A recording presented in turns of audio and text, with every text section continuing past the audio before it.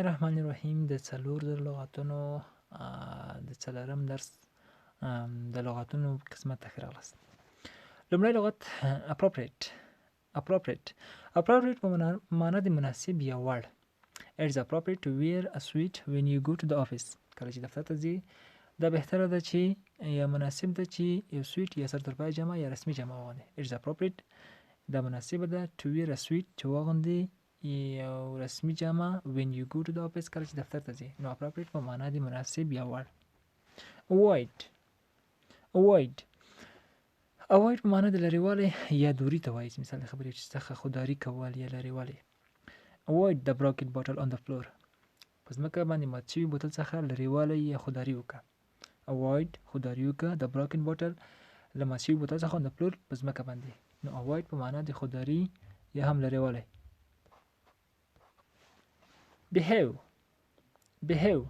behave په معنا د رفتار یا هم رویې ته ویل کېږي دوستانو. She always behave well when her father is around. وایي هغه همیشه کله چې د هغې پلار په شاوخوا کې څنګ کې وي ښه رویه کوي. She always هغه همیشه behave well ښه رویه کوي when her father کله چې د هغې پلار is around په څنګ کې یا شاوخوا کې وي. نو behave په معنا د رویه یا رفتار ته ویل کېږي. calm دوستانو په دې کې د ال نه تلفظ کېږي. تلفظ هغه شی calm. calm په معنا د آرام یا هم خاموش هوسا کوونکی. A nice warm bath make me feel so calm. یعنی یو ښایسته او ګرم حمام ماته د آرامۍ احساس راکوي. A nice warm bath یو ښایسته ګرم حمام make me کوي یعنی مثال د خبرې makes me feel so calm ماته یو ښه احساس یا د آرامۍ احساس راکوي. نو calm په معنا د آرامه یا هم خاموش داسې هوسا کوونکی. concern دوستانو تلفظ هغه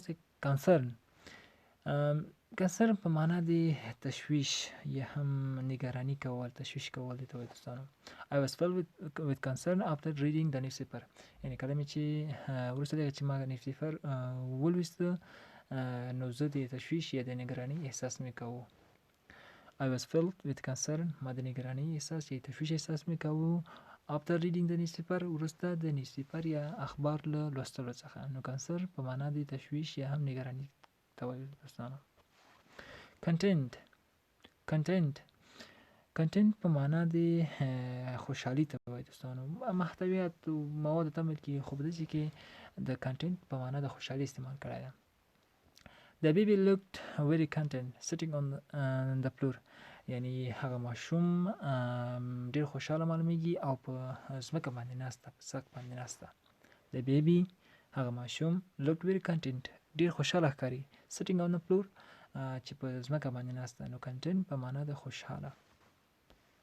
expect په معنا د توقع یا انتظار ته ویل کېږي دوستانو. انتظار درلودل یا توقع درلودل. I expect the bus to be here very soon. یعنی زه انتظار لرم چې بس به ډېر ژر دلته وي. I expect زه انتظار لرم یا توقع لرم the bus to be here very soon چې دلته به بس ډېر ژر راشي. یعنی دلته زه د توقع لرم چې بس به دلته ډېر ژر راشي. نو expect په معنا د توقع یا انتظار درلودل. frequently په معنا د تکرار یا څو ځلې یا تکرار ته ویل کېږي دوستانو. We meet frequently either at the beginning or ending of the week. وایي موږ څو ځلې سره وکتل یا د هفتې په اخر کې او یا هم د هفتې په سر کې. We meet frequently موږ وکتل څو ځلې either at the beginning یا د هفتې په at the beginning په شروع or ending of the week یا په اخر د هفتې کې. نو frequently په معنا د تکرار یا څو ځلې. habit معنا د عادت دوستانو. smoking is a bad habit that can kill you. یعنی سیګریټ څکول چې دی یو بد عادت ده چې کولی شي تاسې مړه کړي. smoking سیګریټ څکول is a bad habit یو بد عادت ده that can kill you چې کولی شي تاسې ووژني. نو habit په معنا د عادت. habit.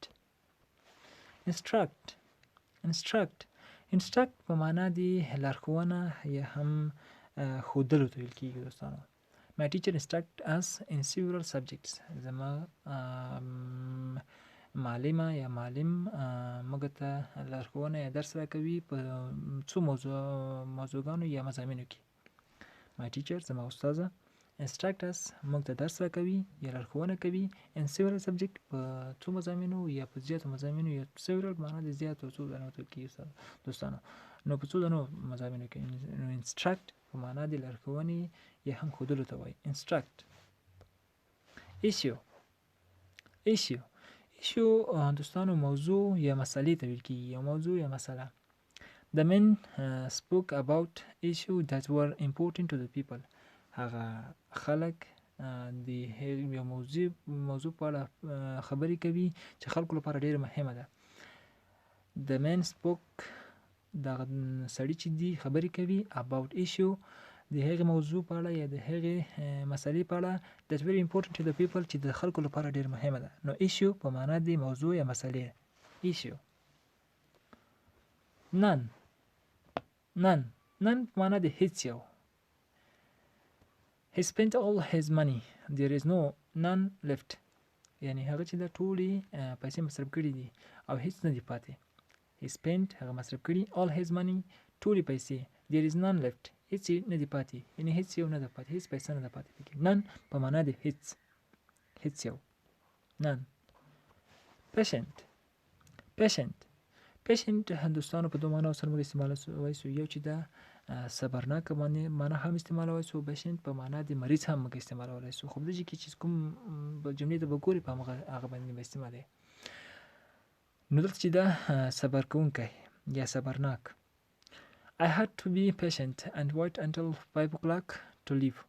یعنی زه باید چې صابر اوسم یا منتظر اوسم تر 4 بجو پورې چې دلته نه لاړ سم یا دلته څخه اوسم. I had to be patient. زه باید چې منتظر اوسم یا انتظار وکم and wait until او تر 5 بجو پورې زه منتظر اوسم to leave تر څو چې لاړ سم یا مثال خبر دلته څخه لاړ شم. نو patient په معنا دی صبر کول ته وایي. صبرناک. positive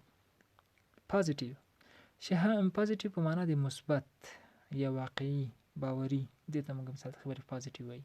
she has a positive future ahead of her after finishing college. هغه چې دا یو ښه او مثبته هغه لري، آینده لري وروسته له هغې نه چې هغې کالج یا مثال خبرې پوهنتون چې ده خلاص کو.